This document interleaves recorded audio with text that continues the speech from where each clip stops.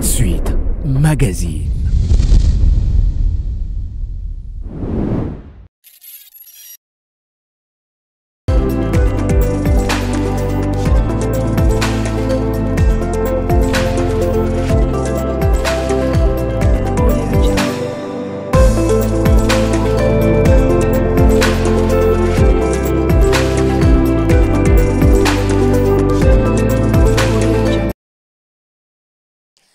Bienvenue dans ma profession. Aujourd'hui, nous allons parler de l'enseignant spécialisé. Nous avons l'honneur de recevoir pour vous une enseignante, une éducatrice, avec elle on va parler sur l'enseignant spécialisé, puis de la prise en charge des enfants autistes. Bonjour Madame Nadine. Bonjour Madame Hélène. Vous allez bien? Je vais bien, merci. Très heureuse de vous recevoir parce que nous sommes au mois de mars, mois dédié aux droits de la femme. C'est l'honneur pour moi de vous recevoir dans ma profession. Oui, aujourd'hui, on va parler avec vous sur l'enseignant spécialisé. Vous étant éducatrice, qu'est-ce que vous pouvez nous parler sur l'enseignement spécialisé? Je vais commencer d'abord à parler des enfants autistes. Et je prends pas seulement les autistes, je prends tout enfant vivant avec handicap mental. Ça veut dire qu'il y a l'autisme dedans, il y a trisomique, déficience intellectuelle, déficience sur le mental, ainsi que difficultés scolaires d'apprentissage. Aujourd'hui, comme nous allons parler des autistes, c'est un trouble de l'autisme. Ça veut dire que ça attaque le mental de l'enfant. Quand on parle de l'enseignement spécialisé, vous êtes basé en quoi? J'ai pris tout ce que les autres rejettent, parce qu'on ne prend pas soin d'eux. Et nous sommes en train de nous battre de l'enseignement spécialisé. Quand vous voyez, on vous parle d'une personne handicapée, en point du doigt, vous allez voir le physique. Mais vous oubliez qu'il y a le mental qui existe. C'est par rapport à ça que j'ai créé l'école Les Amis de Daniel, pour prendre soin d'eux et qu'un jour qu'ils puissent devenir autonomes.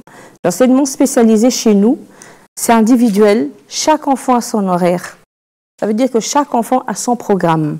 Quand un enfant vient chez nous, on va passer par un test psychologique chez le psychologue. C'est à partir de là on va savoir une idée de l'âge mental de l'enfant, parce que des fois, ça ne correspond pas l'âge mental et l'âge physique. Et dès que les parents finissent avec le psychologue, ils vont maintenant aller chez les pédagogues. Nous allons établir le programme individuel de l'enfant et qui peut varier, ça peut nous prendre 2 semaines à 1 mois pour voir réellement si l'endroit ou le niveau de l'enfant est bien exact par rapport à sa capacité. Vous êtes enseignante spécialisée. Quels sont les critères pour devenir une enseignante spécialisée? Parce que vous avez dit que vous prenez les enfants en charge, les enfants qui ont un problème mental. Et quel est d'abord un profil pour une personne se dise je suis enseignante ou enseignant spécialisé? Premièrement, il faut encore plus simple, parce que l'éducation ordinaire, c'est comme dans les écoles ordinaires. Ils finissent leur pédagogie, leur 6e, ils sont en pédagogie, ceux qui veulent continuer. Mais avec nos enfants spéciaux, c'est différent.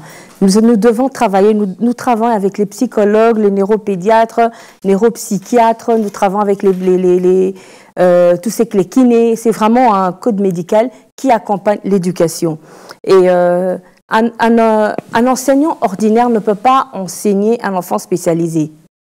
Il faut venir apprendre. J'en ai beaucoup qui ont commencé dans la pédagogie ordinaire, mais qui se sont dit « Ok, je veux un peu aller travailler avec nos enfants ». C'est très difficile, très compliqué. Mais avec moi, la plupart, ceux qui sont chez moi, ils ont terminé soit à l'UPenn, soit à l'UNIKIN. Je prends plus ceux qui ont fait la psychopéda. Mais il y en a aussi qui n'ont pas fait, ils ne sont pas des psychopédas, ils n'ont pas fait ça, mais ils viennent chez moi, ils apprennent. On les donne des formations en fait. À vous donner les formations. Quelles sont les méthodes? Comment vous arrivez à enseigner ces enfants-là? Vous avez d'abord un enfant qui a un problème mental, il est d'abord compliqué, elle complique tout. Quand si vous la dites de rester calme, elle éparpille les histoires, elle refuse de vous écouter. Comment vous arrivez? Quelle est la méthode que vous utilisez pour enseigner ces enfants-là? Mais voilà, c'est par rapport à ça que je vous ai dit précédemment qu'ils ont des formations en fait. On doit comprendre l'enfant. À partir de la compréhension de l'enfant, nous allons voir comment est-ce que nous pourrons orienter l'enfant. Il y a l'éducation et la discipline. Peu importe la capacité intellectuelle de l'enfant, il n'est pas impossible de donner des formations. Ce n'est pas facile, bien sûr que ça peut prendre du temps. Ça dépend d'un enfant à un autre. Il y a un enfant que vous pouvez passer le message en un jour. Il y a ceux que vous pouvez faire 2-3 ans, l'enfant ne comprend pas. Mais comme nous sommes du domaine, nous sommes patients, nous devons attendre jusqu'à ce que le cerveau puisse acquérir la matière. Numéro 1, c'est d'abord de l'amour. Vous avez parlé du temps. Comment ça se passe? Les temps, c'est vous prenez les enfants de 3 ans, parce que les 3 ans, c'est l'école maternelle. Un enfant qui vient chez vous, qui a un problème mental de 3 ans, pour qu'elle passe sa première, deuxième maternelle, première primaire, les temps, ça prend combien de temps? Bon, là, c'est pas comme ça. Chez nous, on parle de niveau. Ça veut dire un enfant qui est en première maternelle, ça veut dire le niveau 1. On regarde, ça veut dire la maternelle. On est en train de regarder comment nous allons monter de niveau. Si l'enfant est capable d'aller au niveau 2, ça veut dire qu'il quitte la maternelle du première année en deuxième année, l'enfant passe de classe. Mais il arrive un moment où nous avons des enfants, par exemple, ce qui est difficile, c'est quand l'enfant commence à lire. Souvent, c'est à partir de la troisième maternelle, première primaire. Et de là, nous allons savoir qu'est-ce que nous allons faire avec les enfants. Dans les écoles ordinaires, les enfants doublent. Vous savez, il y a des enfants qui doublent, qui triplent. Chez nous, on ne double pas, on ne triple pas. Vous savez, le but, c'est que l'enfant puisse comprendre. On n'est pas pressé pour monter les salles de classe. Nous, c'est est-ce que le cerveau a compris la matière chez nous? C'est comme ça que ça se passe. Et puis, il y a un enfant, par exemple, peut utiliser le livre de première primaire, non, un livre de lecture de première primaire, mais en maths, il est doué, il est au niveau de 5e primaire. Ça ne veut pas dire que l'enfant va doubler. Si l'enfant évolue en maths 5e et qu'il va passer en 6e au niveau de lecture, pas de maths, on va évoluer. Si l'enfant prend du temps avec le français, on va aussi évoluer avec son niveau. Mais le niveau varie. Ça veut dire que si on prend les âges de 3, dans une salle de classe, il peut avoir de 3 à 5 ans. Et puis, il y a l'autre salle de classe, ça peut être de 5 à 7 ans parce que la capacité... L'extérieur, ça veut dire le physique a aussi à voir. Vous n'allez pas quand même mettre un enfant qui a 12 ans physiquement et que l'âge mental est de 3 ans. Vous voyez que l'âge mental de 3 ans, l'enfant réfléchit encore comme un bébé. Et c'est par rapport à ça que nous jouons pour faire monter de classe. Il y en a qui montent de classe directement, il y en a qui peuvent faire 2 ans dans une même classe. Promotrice de l'école Les Amis de Daniel, parce que vous avez dit c'est d'abord aider l'enfant à monter les niveaux. Quelle est votre priorité d'abord? Lire, faire connaître comment calculer ou bien l'autonomie de l'enfant? Ma priorité, c'est d'abord l'autonomie. Vous savez, ces enfants-là ne connaissent pas le danger. Ça veut dire ils doivent rester en permanence 24 heures sur 24 surveiller, avoir une aide, une personne à côté. Être autonome, c'est très important. Ça veut dire qu'il y a des enfants qui ne savent pas faire leur lacet, ni se boutonner, ni se laver. Nous devons d'abord commencer par est-ce qu'en ce moment, il y a l'horaire, hein, vous savez qu'il y a l'horaire. Par exemple, le matin, on brosse les dents.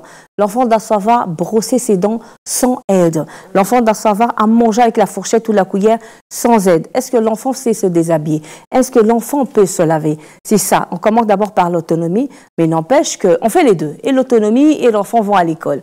Le but, c'est, comme j'ai dit, les Amis de Daniel est une école qui aide l'enfant à pouvoir évoluer et un jour, pourquoi pas passer l'examen de 6e, TENAFEP, jusqu'à avoir un diplôme d'État, mais c'est leur niveau. Ouais. Vous avez dit qu'avoir un examen d'État, est-ce que c'est possible pour un enfant autiste ou bien un enfant qui a un problème mental? Ah, pourquoi pas? Si l'enfant est éduqué, oui. Rien n'est impossible. Et pour quelle finalité? Mais pour qu'on les oriente comme nous. Pour qu'ils puissent aussi avoir un document. Pourquoi pas aller jusqu'à l'université? Pourquoi pas avoir des enfants autistes dans d'autres pays qui puissent créer, être des savants?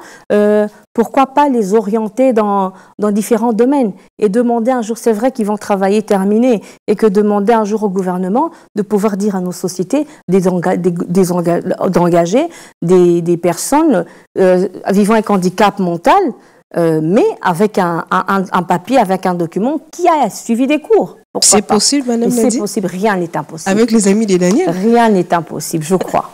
Oui, vous avez créé cette école. C'était quoi votre motivation? L'école a été créée depuis le 2014. À ce moment-là, c'était un peu compliqué de trouver des écoles ordinaires, des écoles spécialisées. Oui. Daniel, c'est mon fils qui a 15 ans, il est autiste. C'est Daniel qui m'a boosté de pouvoir créer cette école ici au Congo. Maintenant, à l'époque, il n'y en avait pas assez. Mais maintenant, on commence à avoir beaucoup de centres qui sont en train de sortir. Mais moi, je ne vais pas me limiter au centre. Moi, c'est une école. Ça veut dire l'enfant a maths. L'enfant peut avoir français, l'enfant a histoire. Et pourquoi pas même, surtout les autistes, maman, n'oubliez pas, ils sont très forts en technologie. Ils connaissent manier l'ordinateur, vos téléphones. Vous pouvez donner à un enfant autiste 2 votre téléphone avec code. Il peut décoder ça. Alors, ce sont des enfants qui ont une capacité. Alors, en restant avec ces enfants, vous allez voir, vous allez étudier, vous pouvez faire sortir quelque chose de bon en eux et que, pourquoi pas bouger le monde? Pourquoi pas en RDC, on a inventé, un enfant autiste a créé, a inventé quelque chose qui va nous donner de l'honneur? Pourquoi seulement à l'Occident là-bas? Pourquoi pas nous? C'est votre rêve? Mais bien sûr, et je sais que je vais arriver. Est-ce que la prise en charge des enfants qui ont un problème mental, c'est vraiment assuré dans notre pays? Vous étant enseignante, éducatrice? Non, la prise en charge n'est pas assurée. Et pourquoi? Vous avez déjà eu à faire des enquêtes pour savoir pourquoi parce que, vous savez, moi, j'ai plus de 100 enfants chez moi à l'école. Ce n'est pas facile.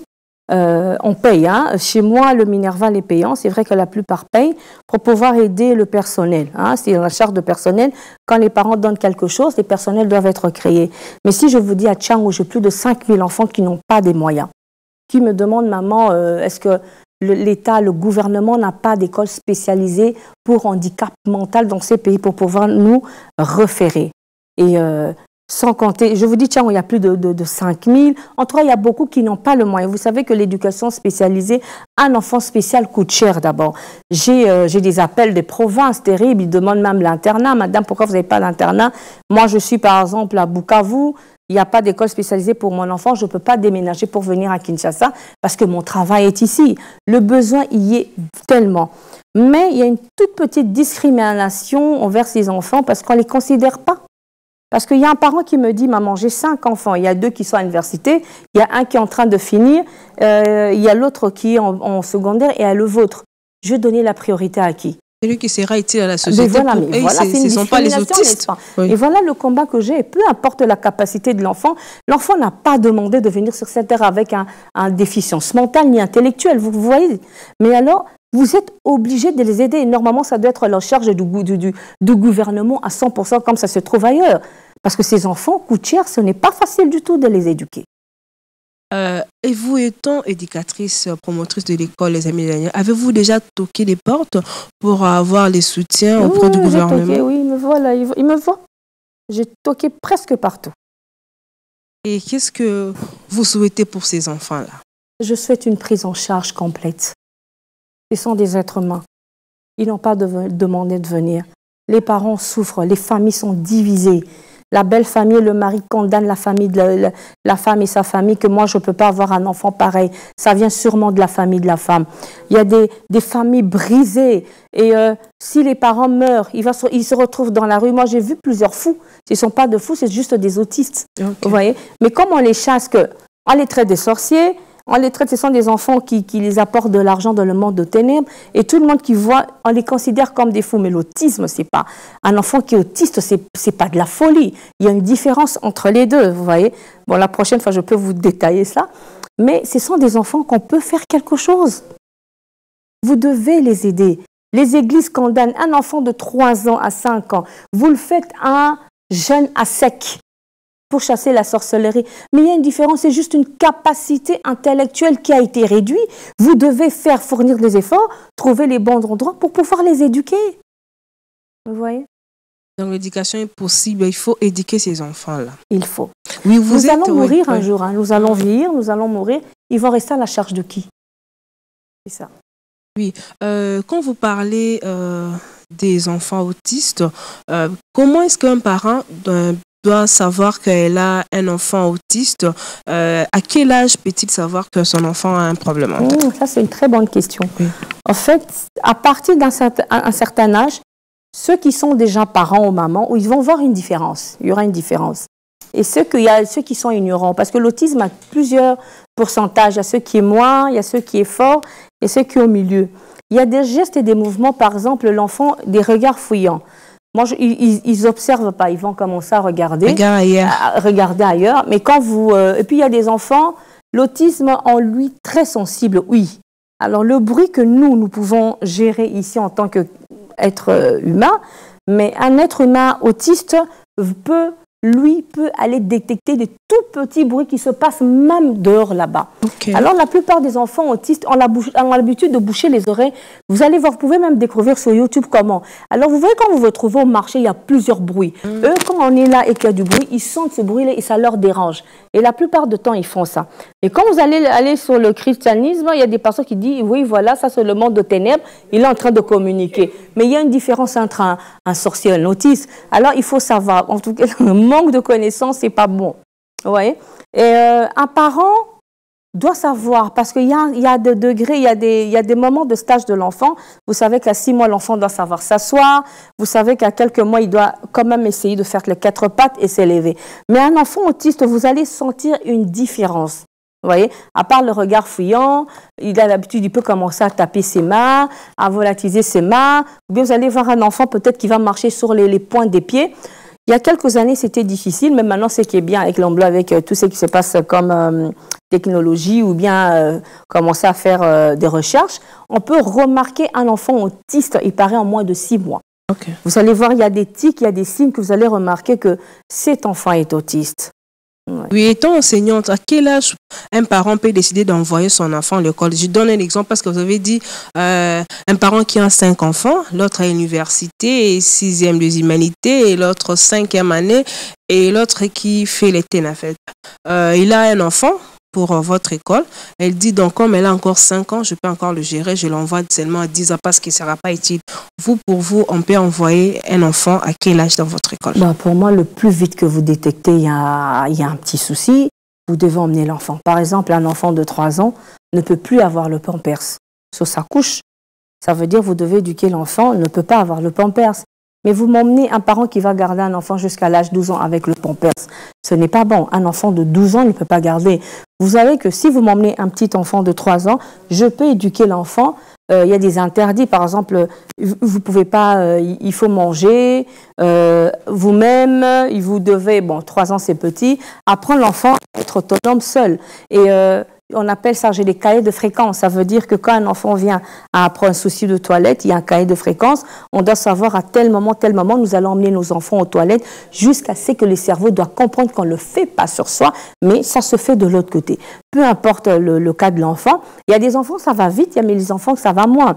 Un enfant peut emmener le plus vite possible que vous détectez, il y a un petit souci, emmener l'enfant et qu'il ait un accompagnement bien fait, quoi. Au plus tôt. Vous savez qu'il y a des enfants que moi, ils se sont chez moi, qui ont repris l'école ordinaire. Ça veut dire que l'autisme ou bien leur capacité a été moins. Oui, j'en ai plein qui sont retournés, mais c'est mieux que l'enfant puisse retourner, venir à l'école ordinaire, mais avec auxiliaire. Auxiliaire, ça veut dire qu'une personne qui va pouvoir accompagner l'enfant. Dans une école ordinaire, il y a un professeur, par exemple, avec 25 enfants. Mais parmi les 25 enfants, il y a un enfant qui est autiste. L'autiste a besoin d'une éducation spécialisée. Okay. Alors, le professeur ne va pas laisser ses 24 enfants pour pouvoir s'occuper. L'enfant sera toujours au coin. Alors, c'est mieux qu'un parent puisse trouver un auxiliaire, sera juste là pour s'occuper de son enfant. Voilà. Oui, si le plan pratique, qu'est-ce que vous utilisez comme matériel pour enseigner ces enfants? Parce qu'ils sont des enfants spéciaux. Comment vous utilisez, quels sont les matériels que vous utilisez pour enseigner ces enfants-là à apprendre facilement? Mais on utilise du tout, on prend tous ces ordinaires et puis on rajoute, on fait la BA, on rajoute le Montessori, on fait beaucoup. Venez visiter, vous allez voir, mais je ne sais pas tout détailler ici, mais on arrive à les éduquer. On utilise les livres que les autres utilisent, hein, mais à leur rythme. Hein. On a tout ce que les autres utilisent, mais à leur rythme. Ça veut dire qu'on n'est pas pressé, on le fait doucement. Faites doucement. Nous sommes au mois de mars, mois dédié aux droits de la femme. Est-ce qu'une fille autiste a aussi droit de célébrer cette journée?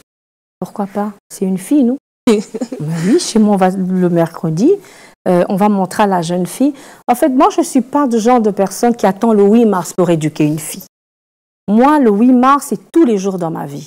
On n'attend pas le 8 mars pour célébrer. Vous allez célébrer, c'est vrai que c'est une journée qu'on a trouvée, on est censé de trouver une date, ça veut dire le 8 mars. Mais moi, j'éduque mes filles, les mamans, c'est tout au long de l'année. Par exemple, le 8 mars, on doit dire à nos jeunes filles, c'est votre droit, c'est votre journée. Mais ce mercredi, chez moi, c'est les hommes qui vont s'occuper des femmes. Ça veut dire que la femme sera assise, allez, les hommes vont préparer, venir servir et débarrasser. C'est ça que célébrer la journée. La femme ne va pas préparer, la femme ne va rien faire. L'homme doit s'occuper de la femme. Comme une patronne. Voilà, la femme va rester comme une patronne. Tout à fait. Et comment vous éduquez ces filles-là qui viennent dans votre école? Bon, par rapport à la jeune fille, Oui. il y a beaucoup, il y a beaucoup. Vous savez, ces derniers temps, je suis en train de me battre sur les viols. Les viols faits à la jeune fille et comment la jeune fille grandit et qu'est-ce qui fait sortir, comment a été son enfance ou bien le parcours de sa vie jusqu'à l'âge actuel. Ça n'a pas été, c'est pas facile parce qu'il y a beaucoup qui se renferment en eux et se bloquent. La jeune fille, d'abord, on commence à éduquer les parents. Vous devez savoir, la jeune fille qui n'a pas assez de conscience, qui a un problème mental et par rapport à tout ce monde de pédophilie et ce monde de pervers, nous devons garder, protéger nos filles. Peu importe, c'est pas seulement l'enseignement, un enfant spécial, mais aussi un enfant ordinaire. Les parents doivent apprendre à protéger nos enfants. Vous devez les apprendre, il faut pas faire ceci, il faut faire cela, il faut se tenir, on ne peut pas sortir comme ça, vous devez bien vous habiller. Et puis demander aux mamans aussi, vous devez protéger vos jeunes filles. C'est pas n'importe qui doit le voir. Il faut qu'il soit accompagné par une femme. Faites attention qu'il reste avec la jeune fille. C'est l'oncle, c'est le cousin, c'est le chauffeur. Il y a beaucoup d'abus. Et d'abus, dans toutes sortes d'abus. Mental, physique, sexuel, religieusement, les personnes, les enfants sont vulnérables et abusés. Et c'est par rapport à ça que je fais souvent des réunions avec des parents pour dire protégez vos enfants. C'est vice-versa. Ça pose aussi, surtout l'âge adolescent. C'est l'âge qu'il faut vraiment beaucoup parler à nos enfants. Alors, comme vous avez parlé de l'âge des adolescents, chez vous, il y a aussi des filles adolescentes. Mais comment vous arrivez à éduquer? Parce qu'il y a la transformation. D'abord, les seins, un enfant autiste, elle voit ses règles. Comment vous arrivez à éduquer ça chez vous? Mais on se fatigue pas, on les montre. On dit aux garçons, retenez-vous. Et puis, sinon, il y aura des viols. Et puis, on apprend aux garçons de se retenir. Et on va à la jeune fille. Quand vous avez ceci, cela, on explique à la jeune fille, telle période, vous devez faire ceci, vous devez aller changer votre période. Attention, moi, je dis à mes filles, s'il y a des gens qui commencent à venir vous toucher, venez vite accuser chez madame, parce que je veux savoir. Mais il y en a qui sont venus vers moi. Ils arrivent aussi à dénoncer? Oui, j'en ai eu 2, mais c'était terrible. On a été jusqu'au niveau de tribunal, parce que je devais, ça se passait en famille, vous voyez. Mais je fais un effort, c'est un souci majeur que j'ai. Il faut les protéger. Mais la meilleure protection, c'est d'abord dans la propre famille qu'on néglige. Vous savez, ce dernier temps, à l'époque, les mamans étaient plus dans les maisons.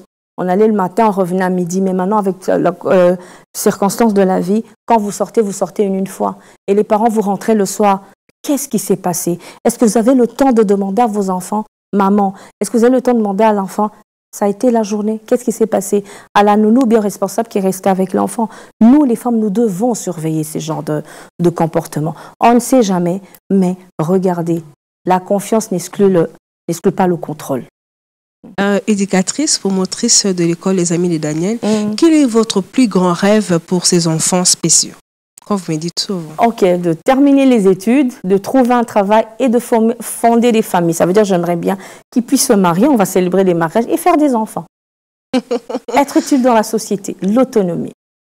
Et vis-à-vis à la société, comment vous pouvez dire aux gens qui les regardent, vous voyez quand une femme qui a un enfant autiste, vous voyez les regards qu'on leur regarde, vous étant mère d'un enfant autiste, qu'est-ce que vous pouvez dire par rapport à ça? Et puis enseignante.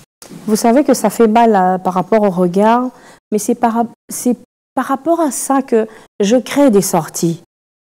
Il y a des sorties, maintenant on doit aller, je crois qu'on sera au jardin botanique. Je fais sortir nos enfants, vous savez pourquoi? Parce que le monde extérieur puisse voir qu'il y a des enfants pareils, que ça soit normal qu'ils sont comme ça. Et nos enfants aussi qui sont enfermés, que les parents cachent. Ça veut dire que c'est un sujet de honte. Je permets aux autres aussi de découvrir les enfants et nos enfants aussi de découvrir, ah bon, il y a le marché, c'est comme ça, il y a des embouteillages. Vous voyez, il y a des enfants qui sont enfermés, école, maison.